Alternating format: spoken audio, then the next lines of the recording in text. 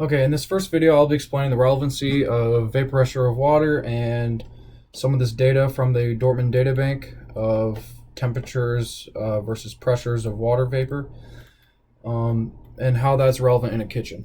So while cooking in a kitchen, you have pressure cookers, and basically the way a pressure cooker works is that you use water to cook the food, but basically you heat this water up inside of the enclosed pressure cooker, and once that water comes to a boil, the steam or the water vapor escapes from that water and is trapped inside of that pressure cooker. And as the water keeps heating up, the pressure inside of the pressure cooker also keeps increasing, which allows for the water to exceed its normal boiling point and actually cook the food at a faster rate. And for specific foods or specific temperatures, you can see certain temperatures on this chart from the data relate to certain pressures. Although I know most pressure cookers have some sort of safety to not exceed a certain pressure over temperatures, this can be helpful when trying to cook certain foods at certain pressures in a pressure cooker.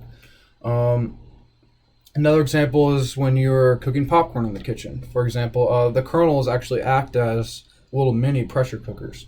The hard shell on the outside is what keeps the stuff cooking on the inside of the kernel. So on the inside of the kernel, you have the water and the oil, and as those are heated up, and the water vapor escapes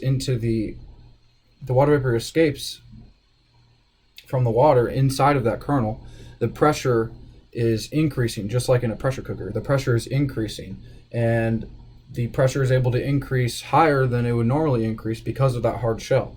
And obviously, once the pressure exceeds a certain point, then that is when the popcorn is popped, and that is how you get popped popcorn using water vapor. So water is actually what's cooking the popcorn, and that I thought that was pretty interesting.